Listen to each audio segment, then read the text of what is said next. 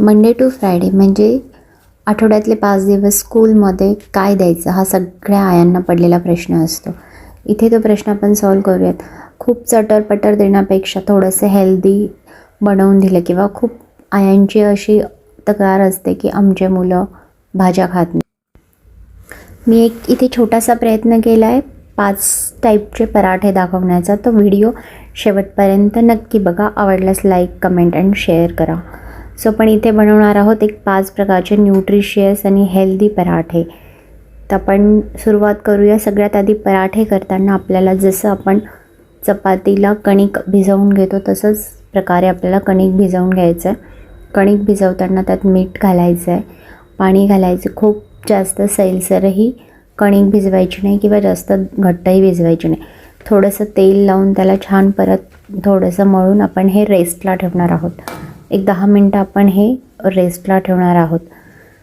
त्याचबरोबर आपण मसाला करणार आहोत आणि मी काही भाज्या ज्यांच्यापासून आपण पराठे बनवणार आहेत त्या घेतल्या आहेत. गाजर, वाटाणे, कसुरी मेथी, पालक, पनीर आणि एक काकडी. त्याचबरोबर एक बटाटा पण घेतलेला आहे. आपल्याला एक मसाला लागणार आहे, खास प्रकारचा मसाला. त्यासाठी मी हळद घेणार आहे. इथे 1 चमचा हळद, 2 चमचा धने पावडर. धने पावडरने पराठ्यांना टेस्ट चांगली येते. 2 चमचा जिरे पावडर घेतलेली आहे. तिकडे 1 चमचा मी गरम मसाला घेतला आहे. आणि मुलांना मॅगी मसाला फार आवडतो आणि त्याची टेस्टही अप्रतिम लागते. सो इथे मॅगी मसाला पूर्ण पाऊच ॲड करायचा आहे. आणि चवीपुरतं लाल तिखट, जसं तुम्हाला तुमच्या मुलांना तिखट आवडतं त्याप्रकारे तुम्ही कमी जास्त करू शकता. हे सगळे मसाले आपण मिक्स करणार आहोत. आणि सगळ्यात शेवटी आपण याच्यामध्ये एक इन्ग्रेडियंट टाकणार आहोत, तो म्हणजे ओवा.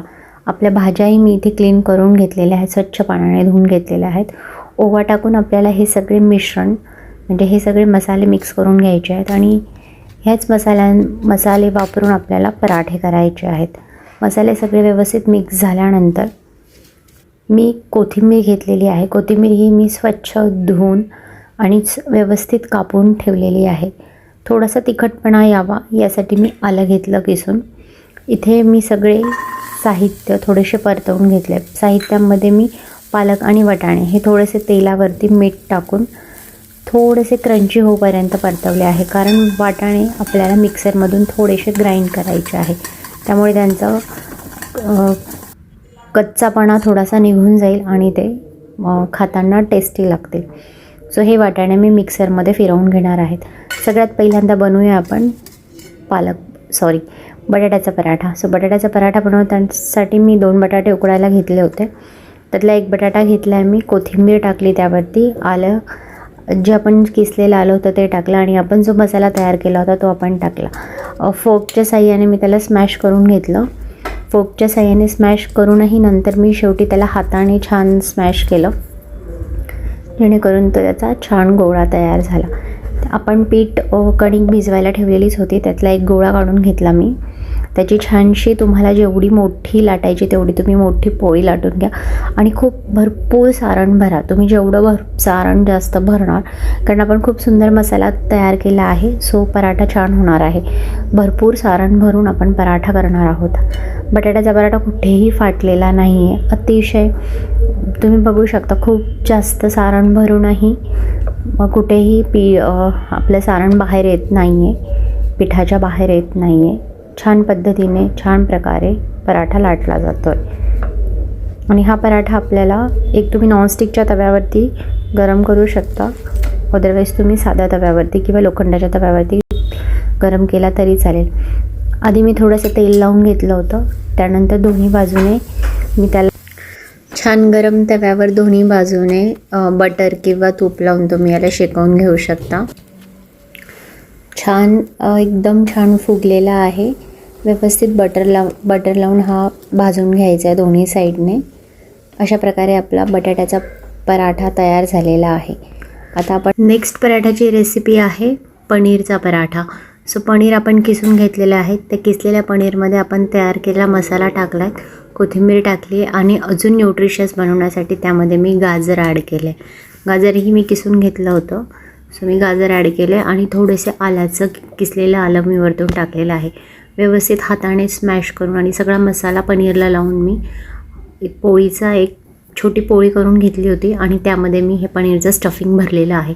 व्यवस्थित पद्धतीने पूर्ण स्टफिंग आतमध्ये केल्यानंतर तुम्ही बघायचं आहे पोळीला थोडा दाब द्यायचा आहे आणि छान पद्धतीने गोलाकार, थोडासा जास्त बारीकही नाही आणि जास्त जाडही नाही, अशा प्रकारे ही आपल्याला पराठा लाटून घ्यायचा आहे. पराठा दोन्ही बाजूने लाटला जातो आहे. सारण मी खूप जास्त सारण भरूनही पराठा पूर्ण व्यवस्थित पुरेपूर पोळीला लागलेला आहे आणि कुठेही बाहेर आलेला नाही आहे. सो पुन्हा गरम तव्यावरती छान तेल किंवा तूप लावून तुम्ही हा पराठा भाजून घ्यायचा. आधी मी तेल लावून भाजते, जेणेकरून पहिल्यांदाच तूप किंवा बटर लावलं तर फार जास्त धूर येतो आणि तूप जास्त जळतं. हा पराठाही खूप छान फुगला. दोन्हीच बाजूने मी चांगला शेकून घेतला होता आणि दोन्ही बाजूने हा पराठा अतिशय छान फुगला. अशा प्रकारे आपला पनीरचा पराठा. आता आपण वळूयात आपल्या तिसऱ्या पदार्थाकडे, तो आहे मटरचा पराठा. खूपदा मटरचा पराठा करताना पोळीच्या बाहेर सारण येतात. इथे बघा, ही ट्रिक वापरा, कधीच येणार नाही. मटर मी व्यवस्थित परतवून घेतले होते मीठ आणि तेल टाकून आणि मी ते ग्राइंड केले, त्याच्यामुळे त्याचा कच्चापणा आता गेलाच. त्याचप्रकारे जो मी मसाला तयार केला होता तो मसाला टाकला, कोथिंबीर टाकली आणि थोडंसं गाजरही मी वरतून टाकलेलं आहे. हे सगळे मसाले व्यवस्थित मिक्स झाल्यानंतर त्याचे टेस्ट अप्रतिम लागणार आहे. मी गव्हाच्या पिठाची पोळी लाटून घेतली आहे. एक साधारण मध्यम आकाराची पोळी लाटली, त्याच्यात भरपूर सारण भरायचं आहे, जेणेकरून मटरची चव पोळीमध्ये उतरेल. पोळी चारी बाजूने बंद करून घेतलेली आहे आणि व्यवस्थित गोलाकार आपण ही पोळी लाटून घ्यायची आहे. खूप जाडही लाटायची नाही आहे आणि खूप बारीकही लाटायची नाही.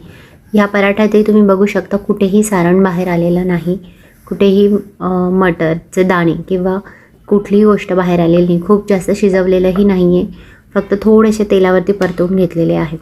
परत दोन्ही बाजूने व्यवस्थित शेकवून घ्यायचं आहे. इथेही आधी मी तेल लावून घेतलं, त्यानंतर मी तुपाचा वापर करणार आहे किंवा बटरचा वापर करणार आहे. दोन्ही बाजूने पराठा व्यवस्थित शेकून घेतला. मटरचा पराठाही अतिशय उत्तम प्रकारे त्याच्यातून खूप छान सुगंध येत होता. मटर अतिशय सुंदर परतले होते, त्यामुळे मटरचा पराठाही अतिशय छान झालेला होता. दोन्ही बाजूने मी इथे बटर लावलेलं आहे पराठ्याला आणि व्यवस्थित छान शेकल्यानंतर आपला मटरचा पराठा तयार झालेला आहे. लहान मुलं मटरची भाजी खाताना थोडासा कंटाळा करतात किंवा फक्त फ्राय करून मागतात, त्याला हा उत्तम ऑप्शन आहे मटरचा पराठा. आता आपण आणि इथे मटर कच्चेही राहत नाही, व्यवस्थित शिजले जात आहेत आणि पराठाही खायला छान झाला होता. आपण वळूयात आपल्या शेवटच्या पराठ्याकडे, तो म्हणजे आपला कसुरी मेथीचा पराठा. सो कसुरी मेथीचा पराठा हा बनवायला खूप सोपा आहे. इथे आपण ताज्या मेथीचा पराठाही बनवू शकतो, म्हणजे मेथी कट करून गव्हाच्या पिठामध्ये ती व्यवस्थित भिजवून. पण हा मी स्टफवाले पदार्थ दाखवत आहे, म्हणजे स्टफिंग करून पराठे दाखवत आहे. सो मी इथे कसुरी मेथी घेतलेली आहे. कसुरी मेथीचा पराठाही अप्रतिम होतो, मेथीसारखाच लागतो. सो इथे कसुरी मेथीमध्येही मी मसाला, कोथिंबीर वगैरे सगळं भरून तिला गव्हाच्या पिठामध्ये स्टफ करून घेतलं. सगळ्या बाजूने व्यवस्थित समान लाटायचा आहे. हाही पराठा कुठेही फुटत नाही आहे, व्यवस्थित लाटला जातो. बघू शकता तुम्ही, मेथी सगळ्या बाजूने लाटली गेली. इथेही सेम प्रोसेस केलेली आहे. तव्यावरती व्यवस्थित गरम तव्यावरती छान भाजून घ्यायचे. हाही पराठा अतिशय छान फुगलेला आहे, कुठेही स्टफिंग बाहेर आलेलं नाही आहे. सुगंधही खूप सुंदर येतो आहे कसुरी मेथीचा. आणि इथे मी सगळ्यात शेवटी बटर लावून. तुम्हाला कोणते पराठे खूप जास्त आवडतात कमेंट करून नक्की सांगा. आणि व्हिडिओ आवडला असल्यास लाईक करा, शेअर करा आणि सबस्क्राईब करा. थँक्यू.